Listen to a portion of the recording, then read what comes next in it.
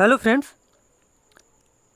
आज हम लोग सीटेट पेपर 2 के लिए जो हमारी बायोलॉजी की क्लास चल रही थी, क्लास 1 हो गई थी। आज हम लोग क्लास 2 कंटिन्यू करेंगे।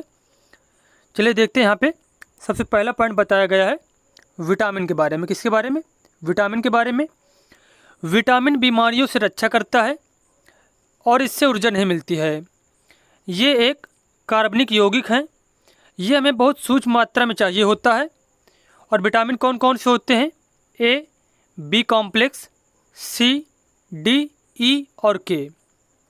अब देखो, क्वेश्चन ऐसे पूछा जाता है जैसे कि विटामिन के बारे में निम्नलिखित में से कौन सा कथन सत्य नहीं है या फिर कौन सा कथन सत्य है। तो ये सारे पॉइंट आपको याद रखने पड़ेंगे कि विटामिन बीमारियों से रक्षा करता है, इससे ऊर्जा नहीं मिलती है, ये कार्बनिक यौगिक है, ये हमें बहुत सूक्ष्म मात्रा में चाहिए होता है, और कौन कौन से विटामिन होते हैं ये सारे आपको नाम भी याद रखने हैं।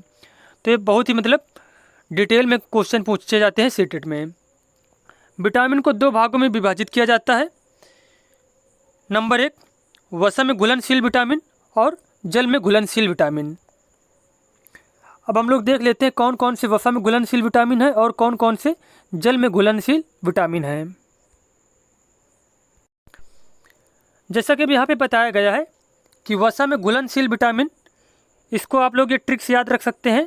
डेका या फिर ये जो कीड़ा यहाँ पे लिखा है, जैसे कि डेका में विटामिन डी, ई, के और ए, तो ये क्या होते हैं? ये वसा में घुलनशील विटामिन होते हैं।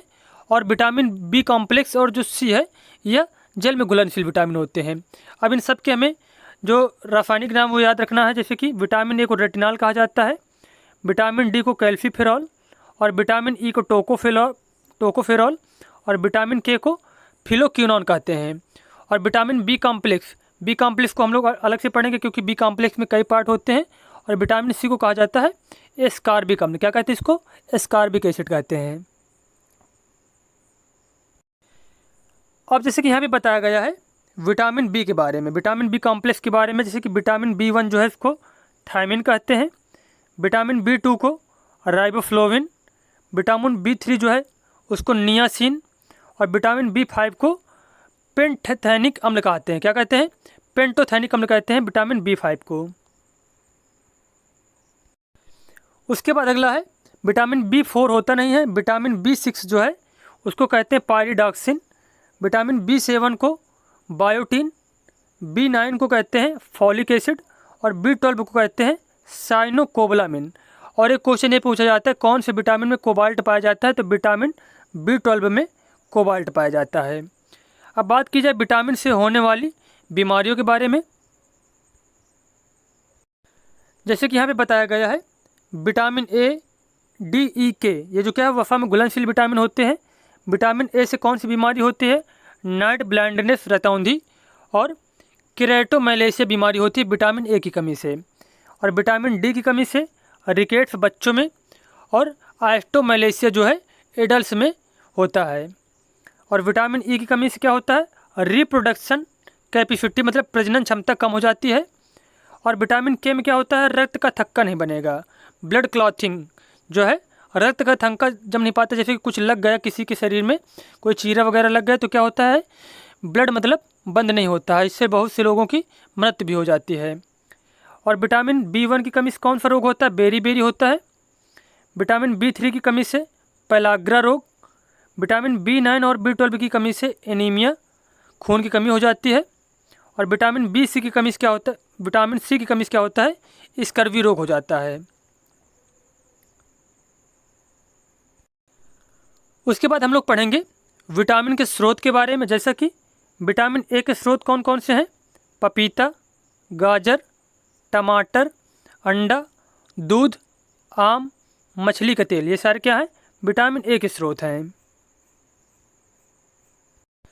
उसके बाद बताया गया है कैरोटीन रंजक यकृत में पहुंचकर विटामिन ए में परिवर्तित हो जाता है। जैसे कि कैरोटीन, जैसे कि गाजर में क्या होता है? लाल कलर किसकी वजह से होता है? कैरोटीन। तो ये जो कैरोटीन रंजक जो होता है या लीवर में पहुंचकर क्या करता है? विटामिन ए में ट्रांसफर हो जाता है, परिवर्तित हो जाता है। विटामिन बी के स्रोत क्या है? गेहूँ, चावल और यकृत। विटामिन सी के स्रोत खट्टे रसदार फल, हरी मिर्च और अमरूद। विटामिन डी के स्रोत सूर्य का प्रकाश, दुग्ध उत्पाद, मतलब दुग्ध उत्पाद जो होते हैं, मिल्क प्रोडक्ट, और मछली का तेल और यकृत, और ख़ासकर जो है सूर्य के प्रकाश में जो है विटामिन डी प्राप्त होता है सबसे ज़्यादा मात्रा में। उसके बाद विटामिन के स्रोत क्या है? पालक और मेथी और हरी सब्जियां जो है विटामिन के की स्रोत के अंतर्गत आते हैं। उसके बाद इंपॉर्टेंट पॉइंट यहाँ पे बताया गया है, जैसे कि दूध में कौन कौन से पोषक तत्व पाए जाते हैं? प्रोटीन, कैल्शियम, विटामिन डी कुछ मात्रा में, फास्फोरस और कुछ मात्रा में विटामिन ए पाया जाता है। दूध में आयरन तथा विटामिन सी नहीं पाया जाता है। उसके बाद यहाँ पे बहुत इंपॉर्टेंट पॉइंट बताया गया है, कौन सा विटामिन शरीर में आयरन या लोहा के अवशोषण में मदद करता है? तो विटामिन सी। कौन सा विटामिन या फिर कौन से विटामिन प्रतियाक्षी कारक के तौर पर कार्य करता है? तो विटामिन जो कौन कौन से हैं प्रतियाक्षी कारक के रूप में कार्य करते हैं? तो बात की जाए यहाँ पे विटामिन ए, सी और ई, ये क्या है? प्रतियाक्षी कारक के रूप में कार्य करते हैं। अब यहाँ पे हम लोग पढ़ेंगे खनिज के बारे में। ये ऊर्जा नहीं प्रदान करते, ये अच्छे स्वास्थ्य तथा उचित वृद्धि एवं विकास के लिए सूक्ष्म मात्रा में आवश्यक हैं। जैसे कि बताया गया यहाँ पे खनिज के बारे में बताया गया है, आयोडीन, आयरन, कैल्शियम, फास्फोरस आवश्यक मिनरल्स या फिर खनिज हैं।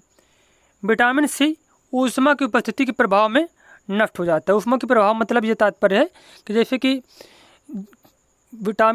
आंवला में विटामिन सी बहुत पर्याप्त मात्रा में पाया जाता है, तो आंवला को अगर गर्म किया जाएगा तो विटामिन सी उससे नष्ट हो जाएगा।